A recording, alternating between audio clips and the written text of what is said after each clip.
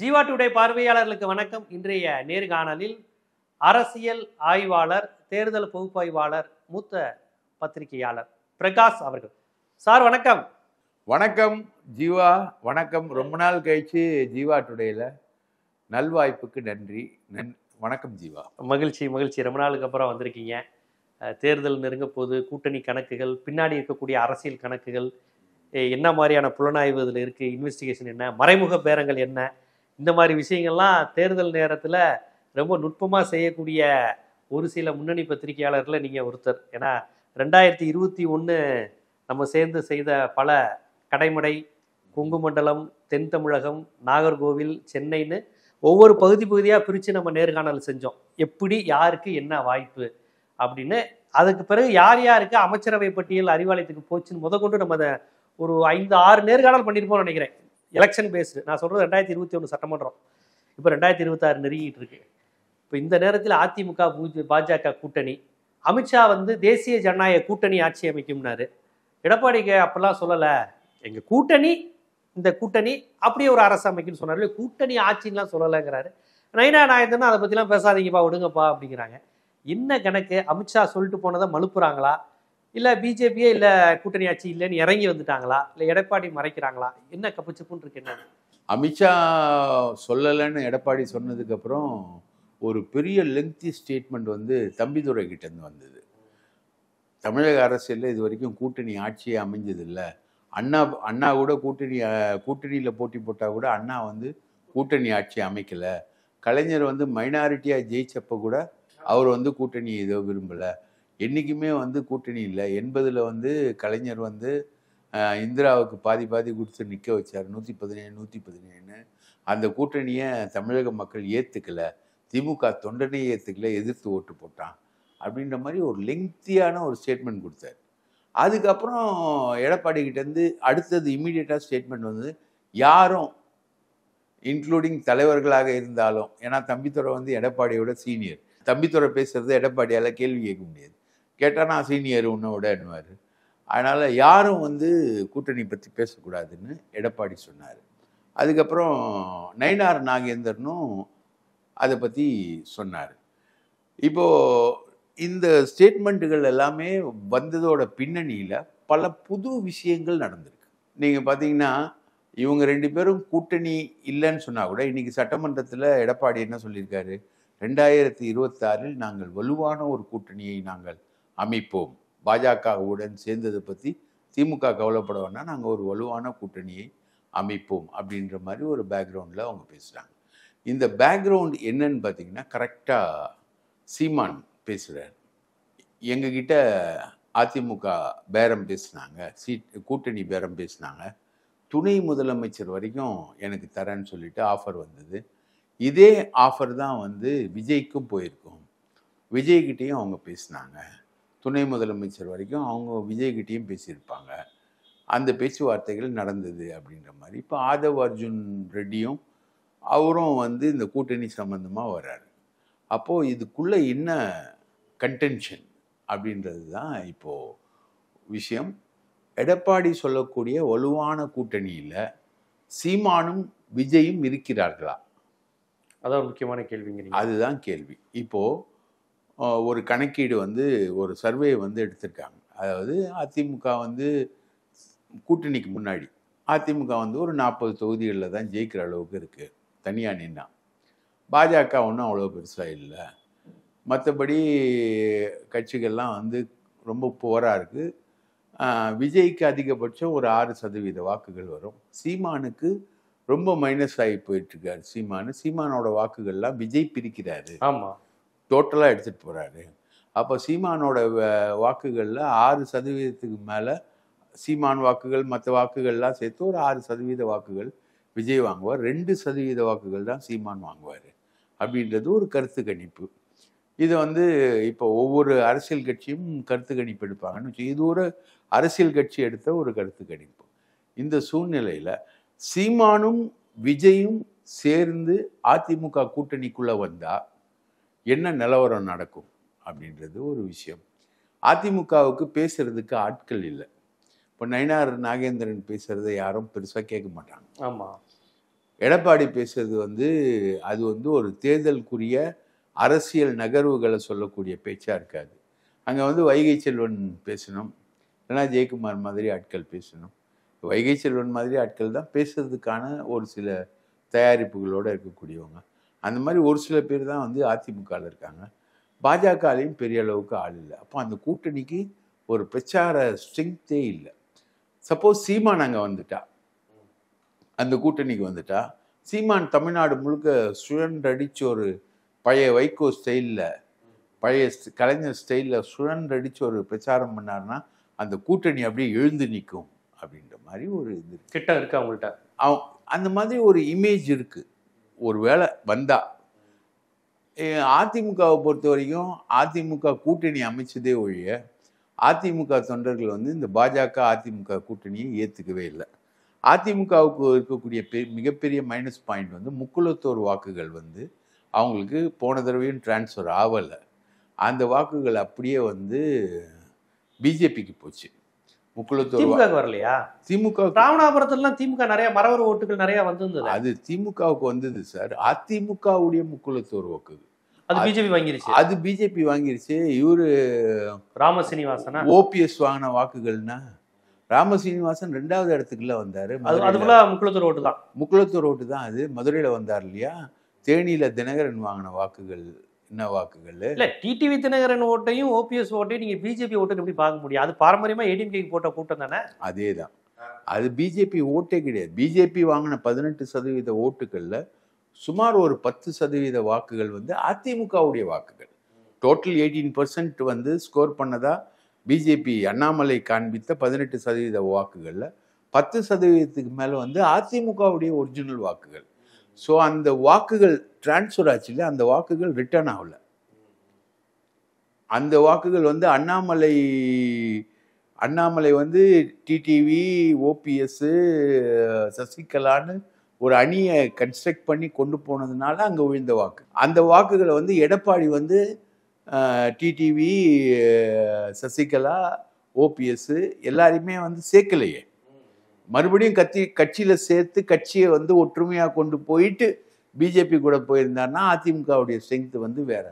Total 38% வாக்குகள், 18 இங்கே 20 இங்கே. இந்த 38% வாக்குகளில் 20% வந்து பிஜேபிக்கு எதிராக எடப்பாடிக்கு ஆதரவாக போடப்பட்ட வாக்குகள் தான் 20% வாக்குகள். இது வந்து பிஜேபி எதிர்ப்பு வாக்குகள். அந்த 18% எடப்பாடி எதிர்ப்பு வாக்குகள். பிஜேபி ஆதரவு கிடையாது, எடப்பாடி எதிர்ப்பு. எடப்பாடி எதிர்ப்பு. எடப்பாடி எதிர்ப்பு வாக்குகள், பிஜேபி ஆதரவு வாக்குகள் கிடையாது. ஸோ இது வந்து அமல்கமேட் ஆகலை. இந்த கூட்டணி வந்து அமல்கமேட் ஆகலை. அப்போ இந்த கூட்டணிக்கு ஒரு பூஸ்ட் தேவை அவங்களுக்கு. அப்போ யாரை கொண்டு வந்தாருக்கு? ஒன்று சீமான், இன்னொன்று நடிகர் விஜய். இப்போது சீமானுக்கு என்ன பிரச்சனை அப்படின்னு பார்த்தீங்கன்னா, சீமானுக்கு வந்து விஜயலட்சுமி வழக்கு வந்து மிகப்பெரிய வழக்கு, தலையில் இடி மாதிரி நிற்கிது. அதில் வந்து சுப்ரீம் கோர்ட்டில் அந்த வழக்கு இருக்குது. அதில் வந்து ஒரு டெம்பரரி ஸ்டே வந்து கிடச்சிருக்கு. அதனால் சீமான் மேலே கைது, வழக்கு, விசாரணைன்னு போகாமல் சீமான் தப்பிச்சுக்கிட்டு இருக்காரு. அந்த வழக்கிலேருந்து தப்பிக்கணும். அந்த வழக்கோட சீரியஸ்னஸ் என்னென்னா, விஜயலட்சுமி வந்து சீமானுக்கு எதிரான எல்லா ஆதாரத்தையும் கொடுத்துடுச்சு. கருக்கலைப்பு செய்த டாக்டரோட ஸ்டேட்மெண்ட் வரைக்கும் வாங்கிட்டாங்க. ஸ்டேட் கவர்மெண்ட் வந்து போலீஸ் வந்து வாங்கிடுச்சு. அந்த வழக்கில் வந்து சுப்ரீம் கோர்ட்டில் நிற்கிறது வந்து ஒரு பெண் நீதிபதி கிட்ட நிற்கிது. அந்த அம்மா வந்து ரொம்ப ஸ்ட்ரிக்டான ஒரு நீதிபதினு சொல்கிறாங்க. இப்போ அந்த அம்மா ஏதாவது ஒன்று பண்ணிடுச்சுன்னா, இங்கே ஸ்டேட் கவர்மெண்ட்டில் இந்த வழக்கை சீரியஸாக எடுத்துட்டாங்கன்னா சீமானுக்கு 6.5 வருடம் தண்டனை கிடைக்கும். ஒருத்தருக்கு 6.5 வருடம் தண்டனை கிடைத்தால் அவர் தேர்தலில் போட்டியிட முடியாது, எந்த பதவியும் அனுபவிக்க முடியாது. 5 ஆண்டுகள் தாண்டாலே முடியாது. 3 ஆண்டுகள் தானாலே இருக்க முடியாது. 3 ஆண்டுகள் தானாலே இருக்க முடியாது. இதுதான் வந்து எலெக்ஷன் கமிஷனுடைய சட்டம். இதுதானே சசிகலாவுக்கும் இன்னைக்கு வரைக்கும் தேர்தலில் நிற்க முடியாத அளவுக்கு இருக்கு. இன்னைக்கு வரைக்கும் நின்றுக்கிட்டு இருக்காங்க. ஸோ இதிலேருந்து வெளியில் வரணும். அது இல்லாமல் சீமான் மேலே வந்து இந்த விடுதலை புலிகளை வந்து ஆதரித்தது தொடர்பான பல வழக்குகள் இருக்குது. தேசிய பாதுகாப்பு சட்டத்திலையும் அவர் கைதாகியிருக்கு. அது இல்லாமல் ஃபெரா, ஃபாரின் எக்ஸ்சேஞ்ச் ரெகுலேஷன் ஆக்ட், இப்போ அது வந்து பிஎம்எல்ஏ, ரைட்டா? பிஎம்எல்ஏ அது பிரகாரமும் சில வழக்குகள் இருக்கு. இதுக்காக தான் இவர் பிஎம்எல்ஏ தான் பிஜேபி ரொம்ப பிடிச்சமான சட்டமா சரி, இந்தியா முழுக்க அதை வச்சுதானே அப்போ ஃபெரா, இப்போ பிஎம்எல்ஏ சட்ட பிரகாரமும் வழக்குகள் இருக்கு. இது எல்லாத்தையும் சால்வ் பண்றதுக்காக தான் நிர்மலா சீதாராமன் போய் ரகசியமா சென்னைக்கு வந்தப்போ சந்திக்கவே இல்லைன்னு அடுத்த நாள் ஃபுல்லா அவங்க சமூக வலைதளங்கள்ல அறிக்கை விட்டாங்க. 8:15 8:45 வரைக்கும் சந்திச்சார். சிசிடிவி ஃபுட்டேஜே வந்து தமிழ்நாடு உளவுத்துறை எடுத்து வச்சு இவங்க 2 பேர் சந்திச்சது, கூட இருந்தது யாரு, எல்லாமே எடுத்திருக்காங்க. கேடி ராகவன் தான் எல்லாத்தையுமே கோஆர்டினேட் பண்ணியிருக்காரு. அவரு உட்பட எல்லாரையுமே எடுத்து வச்சிருக்காங்க. ஸோ நிர்மலா கிட்ட பேசுறாரு. அப்பவுமே வந்து சீமானை அதிமுக கூட்டணி அமைவதற்கு முன்பு சீமான் கிட்ட ஒரு பெரிய ரவுண்டு பேச்சை பிஜேபி நடத்தி முடிச்சிடுச்சு. அந்த பேச்சில் வந்து சீமானுக்கு நெருக்கமானவங்களுக்கும் எம்எல்ஏ சீட் கொடுப்பது, அவருக்கு வழக்கம் போல் எல்லா கட்சிகளுக்கும் கொடுப்பது போல் ஒரு பெரிய தொகையை கொடுப்பது அப்படின்றது அவங்ககிட்ட பேசி முடிவாயிடுச்சு. இதில் விஜய் விஷயத்தில் பார்த்தீங்கன்னா வெங்கட்ராமன் ஒருத்தர், அவர் தான் விஜய்க்கு ரொம்ப நாள் ஆடிட்டர். அவர் வந்து ஒரு பிராமணர். அவர் வந்து ஆர்எஸ்எஸோட நெருக்கமானவங்க. சரிங்களா? ரஜினி வந்து அரசியலுக்கு வரலன்னு ஃபெயிலியர் ஆனவனையே அமித்ஷாவும் குருமூர்த்தியும் தேடின ஆள் வந்து விஜய். அப்பவே அந்த கொரோனா காலத்தில் ரஜினி வேணான்னு சொன்னோடனே முடிவு பண்ணிட்டாங்க. 2020 தேடின ஆள் விஜய். அப்போ விஜயை பிடிக்க முடியலன்னா உடனே யார் மூலமாக பிடிக்கிறாங்கன்னா த்ரிஷா மூலமாகவும் வெங்கட்ராமன் மூலமாகவும் பிடிக்கிறாங்க. த்ரிஷாவும் வந்து ஜெயலலிதாவை போல ஒரு பிராமண வகுப்பை சேர்ந்த ஒரு பெண்ணு. இன்னும் திருமணமும் ஆகலை. ஜெயலலிதா மாதிரியே தான் எல்லாம். சர்ச் பார்க் தான் படிச்சிருக்காங்க. அந்த அம்மா பேட்டியில் கூட சொல்கிறாங்க, நான் அடுத்து தமிழக முதல்வராக. ஆமாம், அப்படி ஒரு இது பார்த்தேன், நானும் பார்த்தேன். நீங்களும் பார்த்து அது ஒரு விதம் ஜாலியாக சொன்ன மாதிரி இருந்ததுனால அவங்க நோக்கம் இருக்குது. அப்படி ஒரு நோக்கம் இருக்குது. ஓகே. ஸோ த்ரிஷா மூலமாகவும் வெங்கட்ராமன் மூலமாகவும் தான் பார்க்குறாங்க. இந்த வெங்கட்ராமன் வந்து இவருக்கு அக்கௌண்டண்ட்டாக இருக்கிறதுனால இவருடைய கருப்பு பணம் இல்லையா, 200 கோடி ரூபா சம்பளம் வாங்குறாருன்னா ஒரு 50 கோடி ரூபாய்க்கு மேலே கருப்பு பணம் வரும். அந்த கருப்பு பணத்தை எல்லாத்தையும் மேனேஜ் பண்ணுறது வெங்கட்ராமன் தான். அப்போ அவர் மேனேஜ் பண்ணும்போது நிர்மலாவோட அவர் லிங்க் ஆகுறாரு. நிர்மலா நிதி அமைச்சர் இல்லையா, அந்த அம்மாவோட லிங்க்ல ஆகுறாரு. பிஜேபி ஆட்களோடையும் லிங்க் ஆகுறாரு. அவர் பேசிக்காக ஆர்எஸ்எஸ். அவரை வந்து விடவே இல்லை. தமிழக வெற்றி கழகத்தோட பொருளாளர் யாருன்னா அந்த வெங்கட்ராமன் தான். பிராமின் ஒரு ஆடிட்டர் தான். இவருக்கு அக்கௌண்டண்டா இருந்தவர் தான் தமிழக வெற்றி கழகத்துடைய பொருளாளர் வெங்கட்ராமன். ஓகே. அவர் வந்து பிஜேபியோட லிங்க் உடையவர், ஆர்எஸ்எஸ் உடைய லிங்க் உடையவர். இவர் பொலிட்டிக்கல் கூட்டி வந்ததே அவர் தான். இது வந்து அப்பவுமே ரஜினி வரமாட்டேன்னு சொல்லும் போதே இவருக்கான பொலிட்டிக்கல் என்ட்ரியை ஆரம்பிச்சிட்டாங்க பிஜேபி. அப்போ இவரோட அவங்களுக்குரிய நெகோசியேஷன்ஸ் வந்து இன்னைக்கு வரையும் கண்டினியூ ஆகிட்டே இருக்கு. இன்னைக்கு வரைக்கும் நடந்துகிட்டே இருக்கு. அப்போ விஜய் வந்து ஒரு பிஜேபியுடைய பை ப்ராடக்ட். அப்போ விஜயும் வருவதற்கு தயார். இவங்க 2 பேருமே பேசிக்கா நீங்க அனலைஸ் பண்ணி பார்த்தீங்கன்னா திமுகவுடைய எதிராளிகள். திமுக தான் எதிரி சொல்லிட்டாரு விஜயும் சரி, சீமானும் திமுக எதிராளிகள். இவங்க வந்து அடுத்தது அதிமுக கூட்டணிக்கு போவதை தவிர இவங்களுக்கு வேற வழியே கிடையாது. பேக் ஸ்டெப் எடுக்க முடியாது, கீழே இறங்க முடியாது. அப்போ ஃபார்வர்டா போகணும்னா ஏடிஎம்கே கூட்டணிக்குள்ளதான் அவங்க போகணும். இல்லை, இந்த இடத்துல விஜய் வந்து எங்களுடைய கொள்கை தலைவர் வந்து பெரியார்னு சொல்றாரு. இப்போ பாஜக கூட்டணியில இவர் போறதுங்கிறது இவர் பேசின விஷயத்துக்கு அடிப்படுற மாதிரி இல்லையா? ரொம்ப யதார்த்தமா கேட்டுற மாட்டாங்களா? என்னங்க பெரியார் தான் உங்களுக்கு எல்லாம் கடைசியில பிஜேபி கூட்டணியில போறீங்கன்னு கேட்டுற மாட்டாங்களா? அதிமுகவுக்கும் தலைவர் பெரியார் தானே. அவங்க லெட்டர் பேட்லேயே வச்சிருக்காங்களே பெரியார. அதிமுக எப்படி பிஜேபி கூட்டணி போச்சு? அரசியல்ல இதெல்லாம் சாதாரணமாப்பா. இதெல்லாம் ஒரு கேள்வியா? திமுக வீழ்த்த போறோம் அப்படின்ற அவ்வளவுதான். அதாவது திமுக வந்து மிகப்பெரிய தீய சக்தி. 91, 96 காலகட்டத்தில் ஜெயலலிதா வந்து எப்படி ஒரு காட்டாட்சி புரிந்தாங்களோ அதை விட மோசமான காட்டாட்சி செய்யக்கூடிய கட்சி திமுக. அந்த திமுகவை வீழ்த்துவதற்கு எல்லோரும் ஒன்று சேர வேண்டும். ரைட்டுங்களா? ஏற்கனவே குருமூர்த்தி ஒரு உதாரணம் சொல்லியிருக்காரு இல்லையா, ஒரு தடவை நீங்களாம் இம்பார்ட்டன்ட்னு சொன்னாரு. ஆம்பளைங்களான்னு கேட்டேன், அவரே சொன்னாரு. நான் கேட்டேன், ஓபிஎஸ் பார்த்தானே நீங்களா ஆம்பளைங்க தானாடான்னு. ஆம்பளைங்களா அதெல்லாம் சொல்லியிருக்காரு. எந்த சசிகலாவை ஏற்றுக்கிட்டதுனால ஆம்பளைங்களான்னு கேட்டாரோ அதே சசிகலா வந்து இன்னைக்கு பிஜேபி ஆதரவாளராக நிற்கிறாங்க. ரைட்டுங்களா? அப்போ ஆம்பளைங்களா கேட்டது எப்படின்னா அதே மாதிரி இன்னொன்னும் சொன்னார் குருமூர்த்தி. ஒரு ஒரு வீட்டில் வந்து தீ எரியுதுன்னா சாக்கடை தண்ணியை கூட எடுத்து ஊற்றி அதை அணைப்போம் அப்படின்னு. அந்த மாதிரி இன்னைக்கு திமுக ஆட்சிக்கு எதிராக சில விஷயங்களை செய்யணும்னா அதில் வந்து சீமானும் விஜயும் தேவைப்படக்கூடிய சக்திகள் நினைக்கிறாங்க. இப்போ அமித்ஷா போய் உக்காந்து 3 மணி நேரம் குருமூர்த்தி வீட்டில் உட்கார்றாருன்னா ஒன்று வந்து அங்கே ஆர்எஸ்எஸ் பஞ்சாயத்து ஒன்று நடந்தது. செந்தில்னு ஒருத்தர் ஆர்எஸ்எஸ் தலைவர், அவர் பயங்கரமாக கொள்ளையடிச்சு அமெரிக்காவில் ரியல் எஸ்டேட் பண்ணிக்கிட்டு இருக்காரு அண்ணாமலையோட சேர்ந்து. அந்த பஞ்சாயத்து, அண்ணாமலை அடித்த கொள்ளை பஞ்சாயத்து, இந்த விஷயங்கள்லாம் பேசுகிறாங்க. அதுக்கு அடுத்தது வந்து எடப்பாடி அங்கே வராமல் இருக்கார். 11:30 மணிக்கு ப்ரெஸ் மீட் அங்கே ஆரம்பிக்கிறதா போர்டு போட்டு அமித்ஷா வெயிட் பண்ணுறாரு. வரலன்னொன்னே டெல்லியில் ரெட்டை இலை வழக்கை வந்து மூவ் பண்ணுறாங்க. தேர்தல் கமிஷன் விசாரிக்க வேண்டிய வழக்கை வந்து எலெக்ஷன் கமிஷன் விசாரிக்க ஆரம்பித்த உடனே அந்த மூமெண்ட் வந்து இவங்களுக்கு எதிராக போயிடும் அப்படின்ற மாதிரி அவங்க முடிவு பண்ணி தான் எடப்பாடி ஓடி வர்றாரு. வந்து உக்காந்துக்கிறாரு. அப்போ கூட்டணி ஆட்சின்ற மாதிரி பேசுகிறாரு. அமித்ஷா கூட்டணி ஆட்சின்னு பேசினது வந்து விஜயையும் சீமானையும் மனசுல வச்சுதான் பேசுறாரு. ஏன் அன்னைக்கு மேடையில் ஏத்தலப்ப? யார அன்னைக்கு மேடையில் எடப்பாடியை தவிர்த்து வேற யாரையும் அவங்க வந்து எடப்பாடி மாதிரி முன்னாடியே போய் மாட்டிக்க தயாரா இல்ல. 2 பேரும் இந்த ஒரு வருஷம் பேசணும், மக்களை ஃபேஸ் பண்ணணும், பிரஸ் பீப்புளை பார்க்கணும். ஒரு வருஷம் பார்க்கணும். கேள்வியா கேட்டுட்டு இருப்பான். ஒரு வருஷம் பதில் சொல்லணும். எடப்பாடி மாதிரி மாட்டிக்க தயாரா இல்ல. எடப்பாடியா லாக் பண்ணி எடப்பாடியே ஏன் இவ்வளவு சீக்கிரம் போய் லாக் ஆனாருன்னு எல்லாரும் கேட்கறாங்களே. கொஞ்சம் மெயின்டைன் பண்ணிருக்கலாமே, எஸ்டிபிஐ இவங்கலாம் கொஞ்சம் பக்கத்துல வச்சு மெயின்டைன் பண்ணிருக்கலாமே எல்லாரும் கேட்கறாங்க. அவங்க மகனை பிடிச்சிட்டாங்க.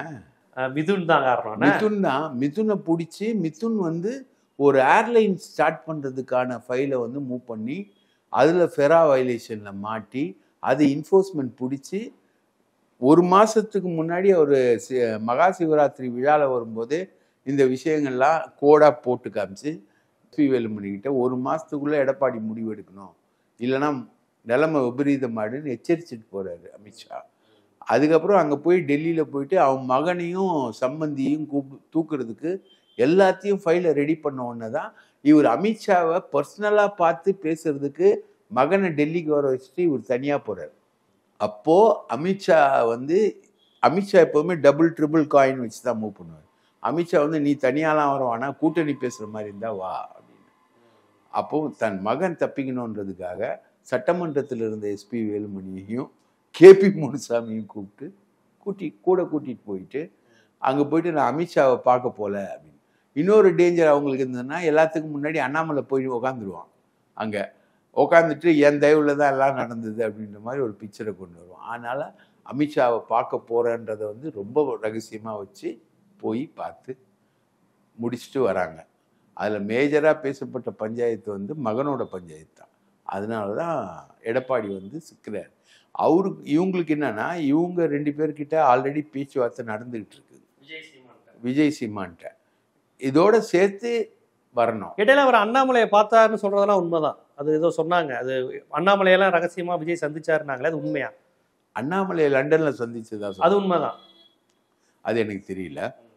அண்ணாமலையை பார்த்துருக்கலாம். அண்ணாமலையை நான் பார்க்காமலாம் இருக்க மாட்டாங்க.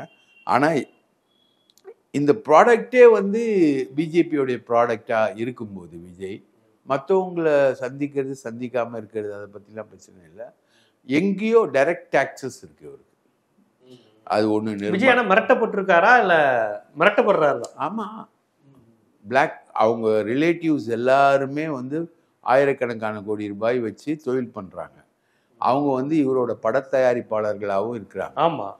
எல்லாருமே பிரிட்டோன்னு ஒருத்தர், அவர் உட்பட எல்லாருமே படத்தயாரிப்பாளராக இருக்காரு. இன்னொன்று இவருடைய பொலிட்டிக்கல் மென்டர் ரங்கசாமி பாண்டிச்சேரி, அவருடைய ஆதரவு எம்எல்ஏ தானே புசி தொகுதி எம்எல்ஏ ஆனந்த், நமச்சிவாயம்னு ஒருத்தர் அங்கே பாண்டிச்சேரியில். எல்லாமே வந்து முழுக்க பிஜேபி சர்க்கிளில் தான் வராங்க. ஸோ இவரோட தொழில், இவரோட பணம், முதலீடு, இவங்க சொந்தக்காரங்க ஆயிரக்கணக்கான கோடி ரூபாய் வச்சுருக்காங்க பிரிட்டோ மாதிரி ஆட்கள். அந்த தொழில், அந்த முதலீடு, இந்த விஷயங்கள் எல்லாமே வந்து எப்படி எம்ஜிஆருக்கு இன்கம் டேக்ஸோ அதே மாதிரி தான் விஜய்க்கும். அவர் மோகன் குமாரமங்கலம் இவங்களெல்லாம் வச்சு மிரட்டினதா சொல்லுவாங்க. இந்திரா காந்தி 72 இதில் அந்த ரிக்ஷாக்காரன் படத்துக்கு கூட விருது கொடுத்தாங்க. இவரே பொருளாளராக இருந்துக்கிட்டு திமுக இவருக்கு கடன் கேட்டார். எப்பா நீ தானப்பா கொடுக்கணும் கணக்கு அப்படின்னு அதை எதிர்த்து அதை சேலஞ்ச் பண்ணி தான் இப்போ மதிமுக அவைத்தலைவராக இருக்காரு திருப்பூர் துரைசாமி. அப்போ திமுக இருக்கப்போ எம்ஜிஆருக்கு சேலஞ்ச் பண்ணி கோர்ட்டுக்கு போனாராம். எங்கே நிரூபி பாப்பா எங்கள் மேலாம் இது இருக்குன்னு சொல்லி போனாருலாம் சொல்லுவாங்க. அவருக்கு அப்படி ஒரு வரலாறு உண்டு. நம்ம திருப்பூர் துரைசாமிக்கு இன்னைக்கு மதிமுக இருக்காரான்னு தெரியல. இருப்பாரு, கண்டிப்பாக இருப்பார். அந்த மாதிரி எம்ஜிஆர் பொருளாளராக இருந்து இன்கம் டேக்ஸுக்கு பயந்து எம்ஜிஆரே வந்து திமுகவில் கணக்கு கேட்டு ஒரு கட்சியை உடைச்சி வந்து போனது நின்னது எல்லாமே வரலாறு. அஇஅதிமுகன்றது அதோட வரலாறு முழுக்கவேங்க. எம்ஜிஆர் வந்து இந்திரா காந்தி, ராஜீவ் காந்தி வரும்பொழுது எம்ஜிஆருக்கும் ஜெயலலிதாவுக்கும் கிளாஷ் ஆகுது. ஜெயலலிதா ராஜீவ் காந்தி, ரைட்டுங்களா? எடப்பாடி மோடி. அஇஅதிமுகவில் அஇன்றது வந்து அகில இந்தியாவில் எவன் இருக்கானோ அவன் தான். அது சரண் சிங்கா இருந்தாலும் சரி, தேசாயா இருந்தாலும் சரி, அவன் காப்பந்து கவர்மெண்டா இருந்தாலும் சரி, கவர்மெண்டே இருந்தாலும் சரி, யார் பிரதமரோ அங்க அவங்களுக்கான கட்சி தான் வந்து அஇஅதிமுக. ஆனா ஜெயலலிதாவை அப்படி சொல்லிட முடியாது. வாஜ்பாயை தூங்க விடாம பண்ணாங்கல்ல, அது வந்து ஒரு ஆல்டர்னேட்டிவ் தானே அவங்க ட்ரை பண்ணது. வாஜ்பாயை தூங்க விடாம பண்ணது திமுக ஆட்சியை டிஸ்டர்ப் பண்ணா. திமுக ஆட்சியை கலங்கிறது ஒன்னும் மாநில உரிமை கோரிக்கைக்காக இல்லை, அது கிடையாதுல்ல. இந்திரா காந்தி கலைஞர் கூட்டணி கூட ஏடிஎம்கேவை டிஸ்டர்ப் பண்ணோன்றது தானே அவங்களுடைய கோரிக்கையாக இருந்திருக்கும். அந்த மாதிரி ஒரு கோரிக்கை தான். ஸோ அஇஅதிமுக அதுதான். ஸோ இந்த பேட்டர்னெல்லாம் மனசில் வச்சுக்கிட்டு தான் அவர் கூட்டணி ஆட்சின்றார். கூட்டணி மந்திரிகள்ன்ற வரைக்கும் பேச்சு கேள்வி வருது. மந்திரி சபை எப்படின்ற, மந்திரி சபையில் விஜய் கட்சி இருப்பாங்க, சீமான் கட்சி இருப்பாங்க, பிஜேபி இருப்பாங்க. அப்படி இல்லை என்ன வரப்போகுதுன்னா சிக்கல், யாருக்கு எத்தனை சீட்டு? சீமான் கட்சியை வந்து ஒரு 10 பேரோட சுருக்கிக்கலாம். ஆமாம், அவ்வளோதான். ஆனால் விஜய் கட்சி அப்படி சுருக்க முடியாது. விஜய் வந்து 90 சீட்டு வரைக்கும் கேட்டார்னு குருமூர்த்தியே சொல்கிறார். குருமூர்த்தியே சொல்லியிருக்காரு. ஆமாம், ஒரு பேட்டியில் சொல்லியிருக்காரு. 90 சீட்டு 2.5 வருஷம் நீ சிஎம், 2 வருஷம் நான். அது எடப்பாடி ஒத்துக்கலைங்கிற மாதிரி. எடப்பாடி ஒத்துக்கல. இது எடப்பாடி வந்து பிஜேபிக்கு முன்னாடி நடத்தின பேச்சுவார்த்தை. அமித்ஷா இறங்கின அப்புறம் களம் வேற, ரைட்டா? துணை முதல்வர் வரைக்கும் விஜய் வந்து நம்ம பவன் கல்யாண் ஃபார்முலாவில் 25-30 சீட்டு டெப்டி சீஃப் மினிஸ்டர் அப்படின்னு வருவார் அப்படின்னு ஒரு எதிர்பார்ப்பு இருக்குது. இதெல்லாம் அகாமடேட் பண்ணோன்னா ஏடிஎம்கே தன்னோட சீட்டை குறைச்சிக்கணும். ஏடிஎம்கே ஒரு 180 தொகுதிகளுக்கு குறைவாக நிற்கணும். 150 தொகுதிகளுக்கு ஏடிஎம்கே நிற்கணுன்றதான் ஏடிஎம்கேவுடைய இன்னைக்கு வரைக்கும் இருக்கக்கூடிய பிளான், ரைட்டுங்களா? பிஜேபி ஒரு 30 தொகுதி கொடுத்துடலாம் அப்படின்றது தான்.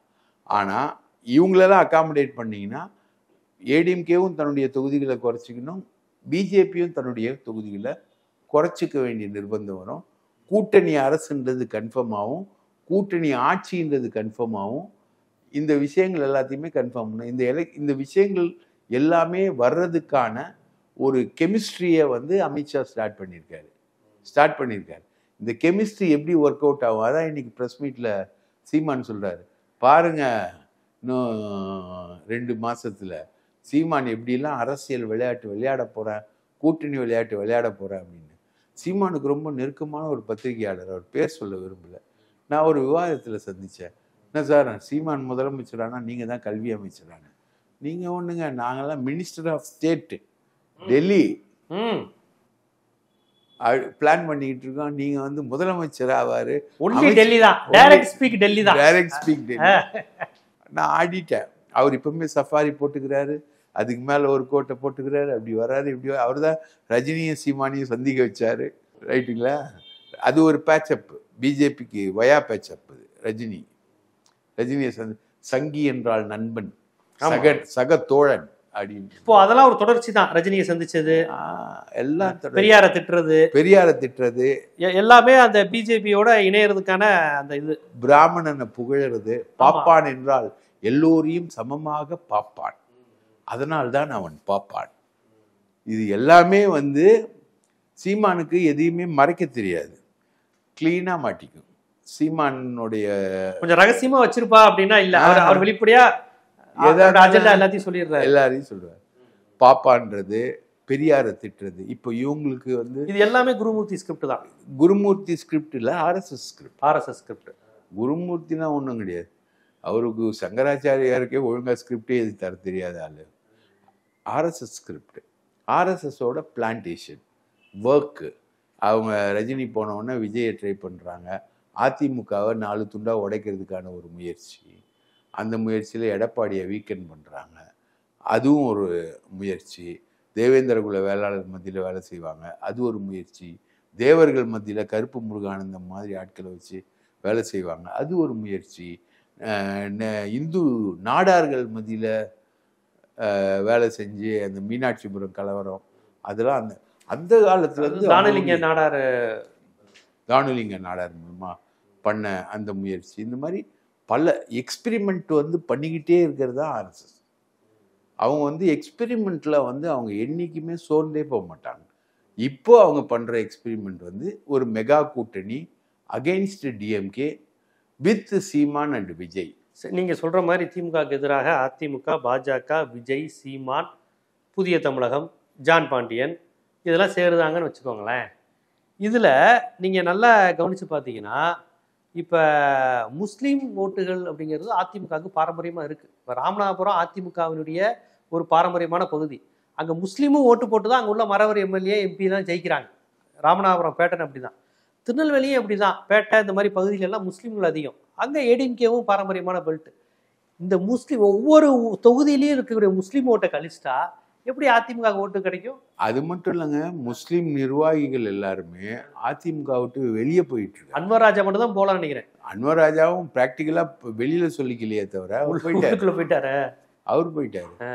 இவரு நம்ம தமிழ் மகன், இவரு தமிழ் உசேன் அவரு முஸ்லீமே இல்லைங்க. அவர் ஆசீர்வதிக்கப்பட்ட முஸ்லீம், பணத்தால் ஆசீர்வதிக்கப்பட்ட முஸ்லீம். எடப்பாடியோடைய ஃபார்முலாவே என்ன தெரியுங்களாங்க, அவங்க பொதுக்குழுவாக இருக்கட்டும், செயற்குழுவாக இருக்கட்டும், நாளைக்கு கூடுற எம்எல்ஏக்கள் கூட்டமாகட்டும், எல்லாத்துலேயும் எல்லாருக்கும் காசு அடிப்பார். இந்தா வச்சுக்கோ 2 லட்சம், இந்தா வச்சுக்கோ 10 லட்சம், இந்தா வச்சுக்கோ 2 கோடி, கோடி வரைக்கும் அடிப்பார். அவருக்கு என்ன கிரைசிஸ், இப்போ சிவி சண்முகம் பயங்கரமாக எடப்பாடியை எதிர்த்து பேசுகிறாரு அப்படின்னா அந்த வச்சுக்கோ அமௌண்ட். எடப்பாடியுடைய பெஸ்ட் வே ஆஃப் மேனேஜ்மெண்ட் காசு அடிக்கிறது. அந்த வே ஆஃப் மேனேஜ்மெண்ட் யார்கிட்ட இருந்ததுன்னா ஜெயலலிதா கிட்ட இருந்தது. சசிகலா 5 பைசா கூட ஈயாது யாருக்கும். 5 பைசா கை அறுத்து ரத்தம் வழிஞ்சு போனால் கூட உப்பு வைக்காது அதில். அது சசிகலா. ஜெயலலிதா அப்படி இல்லை, காசுலேயே அடிக்கும் எல்லாரையும். அந்த வே ஆஃப் மேனேஜ்மெண்ட் தான் எடப்பாடியுடைய வெற்றிக்கு இன்னைக்கு வரைக்கும் காரணம். அவர் ஒரு பல லட்சம் கோடி வச்சுருக்காரு. அவர் அந்த பல லட்சம் கோடியை காப்பாற்றி வச்சுருக்காரு. அவரோட பினாமிகள் எண்ணிக்கை மட்டுமே இந்த ஈரோடு, சேலம், கோவை, கொங்கு மண்டலம் பகுதிகளில் ஒரு 100கணக்கான பினாமிகள் இருக்காங்க அவருக்கான பினாமிகள் மட்டுமே. அது எல்லாமே பெரிய இன்வெஸ்ட்மெண்ட். நிறைய இந்த ஸ்டார்ச் இல்லையா, அந்த ஸ்டார்ச் ஆலைகள், ஜவ்வரிசி ஆலைகள், நிறைய ஜவ்வரிசி ஆலைகள், பின்னல் ஆடைகள், இன்ஜினியரிங்கு, அது மாதிரி நிறைய முதலீடுகள் போட்டிருக்காரு. இதுதான் எடப்பாடியுடைய சிஸ்டம். அவர் காசை முழுக்க முழுக்க வாரி அரைப்பார். ஸோ இது எடப்பாடி இப்போது கூட்டணி பேச்சுவார்த்தைகள் எடப்பாடியா இல்லை இதெல்லாம் எடப்பாடிக்கு எந்த அளவுக்கு தெரியுன்றது தெரியல. ஆனால் அவரோட பேச்சில் பார்த்தா வலிமையான கூட்டணி நாங்கள் 2026 அமைப்போன்னு அவர் சொல்றது மூலமாக அவருக்கு இந்த பேட்டர்ன் எல்லாம் தெரியும். இவர் ஏற்கனவே விஜயோட போக ஆசைப்பட்டு பேச்சுவார்த்தை எல்லாம் நடந்தது. அது எந்த அளவுக்கு அவர் பேசினாருன்னா, விஜயுடைய அப்பா கிட்ட கூட்டணி பேசியிருக்காரு, அம்மா கிட்ட கூட்டணி கூப்பிட்டு பேசியிருக்காரு, ரைட்டுங்களா. அதுக்கப்புறம் விஜயுடைய மனைவி கிட்டையும் பேசியிருக்காரு. அது இல்லாம த்ரிஷாவை தனியா டீல் பண்றதுக்கு எஸ்பி வேலுமணி த்ரிஷா ஒரு ஷூட்டிங்க்கு வந்திருக்கு கோயம்புத்தூர்ல. எஸ்பி வேலுமணி அங்க போய் காரோட நின்று த்ரிஷாவுக்கு பாதுகாப்புலாம் கொடுத்துருக்காரு. இந்த அளவுக்கு இறங்கி போய் பேசியிருக்காரு விஜய் கிட்ட. அவரு கொஞ்சம் ஆரம்பிச்சு பேச்சு கொஞ்சம் கொண்டு வந்தாரு. ஆதவ் அர்ஜுன் ரெட்டின்னு ஒரு கேரக்டர் இல்லையா, அந்த கேரக்டர் ஆரம்பத்துலேருந்தே எடப்பாடியோட போனோம் அப்படின்றதுல திருமா மூலமாக ட்ரை பண்ணாங்க. திருமா முடியாதுன்னு சொல்லிட்டாரு. அதுக்கப்புறம் விஜய் கிட்ட போயிட்டு விஜய் மூலமாக எடப்பாடி கிட்ட போனோம். அவருக்கு அஜெண்டா என்னன்னா, உதயநிதியை டம்மி பண்ணணும், உதயநிதியை எதிர்க்கணும், திமுகவை எதிர்க்கணும், எனக்கு எம்பி சீட்டு கொடுக்கல, அதனால அந்த திமுகவை மட்டம் பண்ணணும், எதிர்த்தா போகணும், அதிமுகவை வலுவாக்கணும். இதுதான் ஆதவ அர்ஜுன் ரெட்டி. இது எல்லாமே எப்படி போய் முடியும்னா, அடுத்து அதிமுக ஆட்சி வந்தால் லாட்ரி வந்துடும். ஓ ஓ அந்த அளவுக்கு ஆதரவு அர்ஜுனா இருக்குது. லாட்ரி தான். ஆதவ அர்ஜுனாவுடைய டார்கெட் வந்து லாட்ரி தான். மம்தாவுக்கு ஒர்க் பண்ணாரு, அங்கே லாட்ரி வந்து அதிமுக ஆட்சி ஜெயலலிதா தானே தடை செஞ்சாங்க லாட்டரிய. அதுதான். அதனால தான் அவர் அதிமுகவில் சேர வந்தார் ஆதவ அர்ஜுன் ரெட்டி. அப்போ வந்து எடப்பாடி சொன்னது, ஜெயலலிதா தான் லாட்டரியை தடை பண்ணாங்க, உன்னை சேர்த்துக்கிட்டா வேற மாதிரி ஆகிடும், நீ வந்து தனியாக ஒரு அமைப்பு ஆரம்பி, நீ அதிமுகவோட கூட்டணி வச்சுக்கோ அப்படின்னு தான் அவர் சொன்னார். அப்போ தான் அவர் வேணாம் நான் விஜய் கட்சிக்கே போகிறேன்னு விஜய் வந்து இந்த பவுன்சிங் பேடுன்னு ஒரு அமைப்பு இருக்குது, முதலாளிகளுடைய அமைப்பு. அந்த முதலாளிகள் அமைப்பில் ஆதவ அர்ஜுன் ரெட்டியும் இருக்கார், விஜயும் இருக்கார், பத்திரிகை முதலாளிகள் சில பேர் இருக்காங்க, நம்ம டிவிஎஸ், சிம்சன், இவங்க எல்லாருமே இருக்காங்க. இவங்க எல்லாமே பெரியாருக்கு எதிராக பேசக்கூடிய ஆட்கள். இவர் வந்து பெரியாரையும் அம்பேத்கரையும் ஒன்றா வச்சிருக்கக்கூடிய ஆள் யார், ஆதவ அர்ஜுன். ஆனால் பவுன்சிங் பேட் மூலமாக தான் அந்த அம்பேத்கர் புக்கெல்லாம் வெளியிட்டது. அந்த அமைப்போட அந்த நோக்கத்தோட அந்த ப்ரோக்ராமோட அது ஆதவ அர்ஜுன் ரெட்டியும் நம்ம சீமான் மாதிரி தான். எதா இருந்தாலும் வெளியில ஓப்பனா தெரிஞ்சிடும். மகா பெரியவா ஆசீர்வாதம்னாரு மேடையிலேயே. ஆமா, மகா பெரியவர் மிக நல்லவர்ன்றாரு அந்த மேடையிலேயே. அது மாதிரி ஓப்பனா பேசக்கூடிய ஆளு. இவங்களுக்கெல்லாம் மறைக்க தெரியாது, வச்சுக்கவும் தெரியாது. இவங்க நகர்த்த தெரியாது. இவங்க பண்றதெல்லாம் குருட்டுத்தனமான வேலைகள், திருட்டுத்தனமான வேலைகள், அதை ஓப்பனா சொல்லிடுவாங்க. சீமானும் சரி, ஆதவ அர்ஜுன் ரெட்டியும் சரி, இவங்க சொல்லிடுவாங்க. அந்த மாதிரி ஆள். ஆனா எடப்பாடி அப்படிப்பட்ட ஆள் இல்லை. கூட்டணியே பேசிட்டு வந்தா கூட நான் வந்து காவிரியும் கோதாவரியும் இணைக்கதான் பேச்சுவார்த்தை நடத்தினேன்னு அவரு பொய் சொல்லுவாரு எடப்பாடி. அந்த மாதிரி கிடையாது இவங்க. ஸோ இந்த கூட்டணி மூவ்கள் தான் இப்போ தமிழக அரசியலுடைய மையமான விஷயமா இருக்கு. ஆனால் இப்போ என்ன சொல்றாங்க, விஜய் தனித்து நின்னாலே திமுக வரக்கூடிய முஸ்லீம், ஏன்னா ஒரு முஸ்லீம் ஓட்டு கூட பாஜக அதிமுக கூட்டணி கிடைக்க போறதில்லை. அப்ப அந்த ஓட்டு எப்படி நமக்கு கிடைக்கலன்னா எதிராளிக்கு கிடைக்காம போனாலே போதும். அதுதான் பிஜேபியோட சோசியல் இன்ஜினியரிங். எப்படி ஓவைசி மாதிரி ஆட்களை வச்சிருக்கோம், விஜய்க்கு எப்படினாலும் அவரே ஒரு கிறிஸ்டின்கிற நேம் இருக்கு. முஸ்லீம்களும் கொஞ்சம் டிஎம்கே மீது அதிருப்தி உள்ளவங்க ஏடிஎம்கேக்கு போகாம வீணடிச்சிடக்கூடாது, அதை அப்படியே விஜய்க்கு வர வச்சிருவோம். ஸோ திமுகவுக்கு முஸ்லீம் ஓட்டு கிடைக்காது, ஸோ மைனஸ் ஆயிடுச்சுன்னா நமக்கு லாபம் தானேங்கிறாங்க. ஸோ கூட்டணி வராம இருந்தாலே அந்த இதுக்கு லாபம் தானே. கூட்டணி வராம இருந்தா அந்த கூட்டணி வந்தா முஸ்லீம் ஓட்டு டோட்டலா அவுட், டிஎம்கேக்கு ஃபுல்லா வந்துடும். கேளுங்க, கூட்டணி வராமல் இருந்தா ஓவைசி ஃபார்முலா. ஆமா, சீமானுக்கு வந்து 234 தொகுதியிலையும் வேட்பாளர் நிறுத்தினா இந்த கட்சிக்கு ஏற்ற மாதிரி இந்த வேட்பாளர், இந்த கட்சிக்கு ஏற்ற மாதிரி இந்த வேட்பாளர்னு 234 தொகுதியிலையும் கல்லா கட்டலாம். ஆனா பிஜேபியோட அஜெண்டா அது இல்லை. டோட்டலா வா, எங்க பக்கம் வா. இப்போ அதான் போராட்டம். எங்க பக்கம் வான்றது ஒரு விஷயம், அதுக்கான மூவ்கள் வந்து வேகமா நடந்துகிட்டு இருக்கு. இன்னொரு வந்து இது மாதிரி தனியா நிக்கிறது, தனியா போறது. தனியா போனா என்ன பாசிபிலிட்டி இருக்குன்னு. ஆனால் இவங்க தனியாக போனால் என்ன பாசிபிலிட்டி இருக்குது, வர்றது போகுது அப்படின்றத விட இவங்களுக்கு அடுத்த ஸ்டெப் எடுத்து வைக்கணும்னாலே அவங்க நேச்சுரலாக ஏடிஎம்கே அலையன்ஸ்குள்ளே தான் வரணும். ஏன்னா இவங்க வந்து திமுக எதிர்ப்பாளர்கள். ஓவைசி ஃபார்முலாலாம் இந்த ஓவைசியை வந்து தமிழக முஸ்லீம்கள் ஏற்கலை, இன்னைக்கு வரைக்கும் ஏற்கலை. எஸ்டிபிஐயே தமிழக முஸ்லீம்கள் ஏற்கலை. தமிழக முஸ்லீம்கள் ரொம்ப கிளியராக இருக்காங்க. அவங்க திராவிட இயக்கம் ரத்தம் பாய்ஞ்ச அந்த கருத்துக்கள் செறிவூட்டப்பட்ட முஸ்லீம்கள். அந்த கொலைக்களத்தில், அந்த உலைக்களத்தில் உருவான இரும்புகள் அவங்க வந்து அந்த ஓவைசி ஃபார்முலாக்குள்ளே வரவே இல்லை. ஓவைசி மாதிரி ஆட்கள் வந்து தமிழகத்தில் இது வரைக்கும் ஷைன் பண்ணதா வரலாறு கிடையாது. இவர் கிறிஸ்டினாக இருக்கலாம் விஜய், ஆனால் அவர் குங்குமம் போட்டு வச்சுட்டு தானே வர்றாரு. ஆமாம், அது பாலிடிக்ஸ்க்கு என்ட்ரானோடனே தன்னை இது பண்ணார். சினிமாவில் இருக்கும் ஜோசப் விஜய்னு சொன்னவர், அதுக்கப்புறம் தன்னை அப்படி சொல்லிக்கல சரிங்களா. 2020 ஒரு தடவை ஒரு ப்ராப்ளம் வரும்போது கலைஞர்கிட்ட சொன்னாங்களாம், விஜய்க்கும் ஜெயலலிதாவுக்கும் ப்ராப்ளம்னு. அது ஆதரவாளருக்கும் கட்சி தலைவிக்கும் வரக்கூடிய ப்ராப்ளம், இதில் நம்ம என்ன பண்ண முடியும்னாரு. அப்பயே அவர் ஏடிபி லிங்க் தான். ஆமாம், 2021 வந்து அதிமுகவின் வெற்றிக்கு அணிலாக உழைத்தேன். அதுதான் அந்த அம்மா கோவம், என்ன ஏன் வெற்றிக்கு நீ உழைச்சியாங்கிற மாதிரி இதை சொல்லிட்டாங்கன்னு சொல்லுவாங்க. இந்த காவலன் படம் வந்தப்ப அந்த இஷ்யூல தான். இப்போ இப்போ கலைஞர் சொன்னார். எஸ்சிஎஸ்சி கொஞ்சம் டிஎம்கேவோட லிங்க் உடையவர் தானே. எஸ்சிஎஸ்சி டிஎம்கேவால் வளர்ந்தவர், டிஎம்கேவோட லிங்க் உள்ளவர். விஜயகாந்தையும் டிஎம்கே லிங்க்குள்ளே கொண்டு போனார். எம்ஜிஆரை பகிச்சுக்கிட்டவர் கவர்மெண்ட் இருக்கும்போது. அந்த மாதிரி தான் கொண்டு வந்தவர். எஸ்சிஎஸ்சி அதனால தானே எஸ்சிஎஸ்சியை கிட்டேயே விடுறது இல்லை. வெங்கட்ராமனை தானே கிட்ட வச்சிருக்காரு. வெங்கட்ராமன் எதுக்கு வச்சிருக்காரு? இதுக்கு தான், இந்த லிங்க்குக்காக தான். ஸோ இதெல்லாம் நடக்குது. இது நம்ம ஃபைனலைஸ் ஆயிடுச்சு அப்படின்றதெல்லாம் நம்ம சொல்ல வரல. இது நடக்குது. அதனால சீமான் இப்படி பேசுறாரு. நான் என்னென்ன விளையாட்டு விளையாடுவேன் பார்க்கிறீர்களா? தேர்தல் கூட்டணி விளையாட்டு எப்படி ஆடப்போகிறான் சீமான் என்று பார்க்கிறீர்களான்னு சீமான் மாதிரி ஆட்களும், அவருக்கு பக்கத்தில் இருக்க அவருடைய அட்வைசராக இருக்கக்கூடிய பத்திரிகையாளர்களும் எல்லாமே மத்திய அரசை நோக்கி கனவு கண்டுகிட்டு இருக்காங்க. இது ஏற்பாடுகள் நடந்துகிட்டு இருக்கு. இது முழுக்க ஃப்ரூட்ஃபுல்லாக முடியுமா, இது நடுவில் புட்டுக்குமா அப்படின்னு தெரியாது. ஆனால் வேலை நடக்குது. வேலை பிரம்மாண்டமாக நடந்துகிட்டு. அதனால தான் கூட்டணி அரசுன்னு ஒரு முறை வாய் திறந்த எடப்பாடி அதுக்கப்புறம் வாய் திறக்கலை. யாரும் வாய் திறக்கலை. இவங்கெல்லாம் வந்தால் கூட்டணி அரசை தவிர வேற எந்த அரசும் அமையறதுக்கான வாய்ப்பே இல்லை. இதுதான் மேட்ரு. சரி, முக்கியமான ஆளை விட்டுட்டீங்களே, ஓபிஎஸ் டிடிவினால அவங்களாம் அவுட்டு, ஒன்றும் கிடையாது. அப்படியா? டிடிவி அவரோட கட்சியை பிஜேபியில் அணைச்சிடுவார். கட்சியில் அணைச்சிடுவார், வேற வழியில். ஓபிஎஸ் இல்லை, ஓபிஎஸ் அப்படியே இருப்பார். அவர் ஒரு சாதி கட்சி தலைவர் மாதிரி ஆயிடுவாரோ? அப்படி கொண்டு போயிடுவாங்க. சசிகலா விஜயோட கூட்டணிக்கு போயிடுவார். தெரில.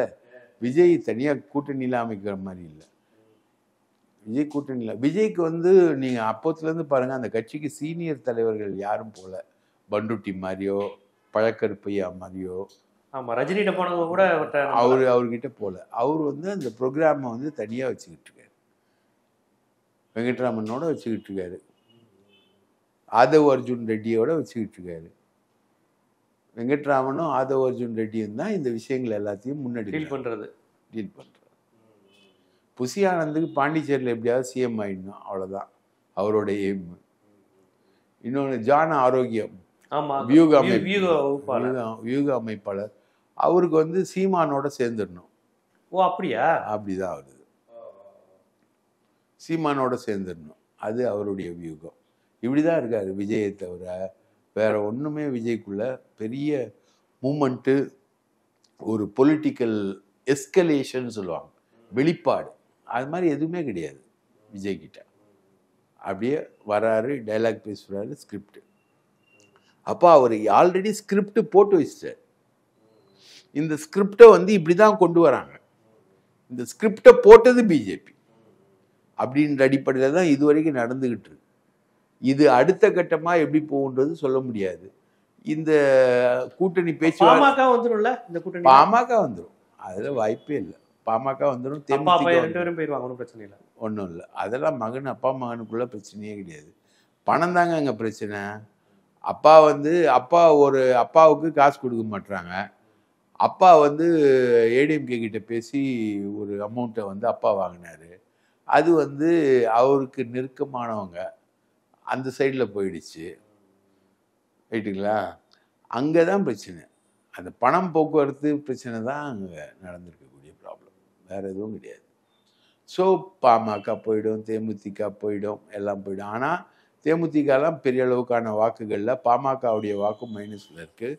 பாமகவை நார்தன் பெல்ட்டில் பெரிய அளவுக்கு விசிகா மூலமாக திமுக சேலஞ்ச் பண்ணி நின்றுக்கிட்டு இருக்கு நார்தன் பெல்ட்டில். சென்னை மண்டலத்துக்குள்ளே இவங்களால நுழையவே முடியாது யாராலையும்.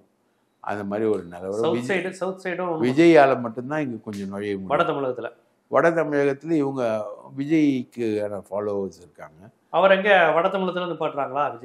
விஜய் நாகப்பட்டினம் தொகுதியில் கன்ஃபார்ம்னு சொல்கிறாங்க. நாகப்பட்டினம், வேளாங்கண்ணி, அந்த கிறிஸ்டின் ஃபிஷர்மென்ஸ் இருக்கக்கூடிய அந்த பகுதியில் அவர் நிற்பார் அப்படின்னு சொல்லப்படுது. காளியம்மாள் அந்த தொகுதி தானே? ஆமாம் ஆமாம். அந்த தொகுதியில் விஜய் கட்சி சேர்ந்துருவாங்கன்னா அவங்களும் விஜய் கட்சிக்கு சேர்ந்துருவாங்க. அவங்களுக்கு அவங்க எவ்வளோ அமௌண்ட்டுன்னு சொல்ல மாட்டுறாங்களாம்.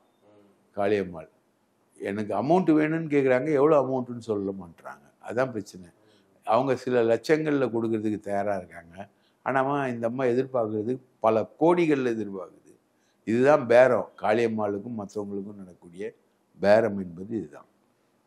ஸோ இது வந்து ஒரு எல்லாருமே வந்து ஒரு well settled programme, well settled money distribution, well settled money வச்சிருக்கக்கூடிய ஆள் யார் பார்த்தீங்கன்னா பாஜக.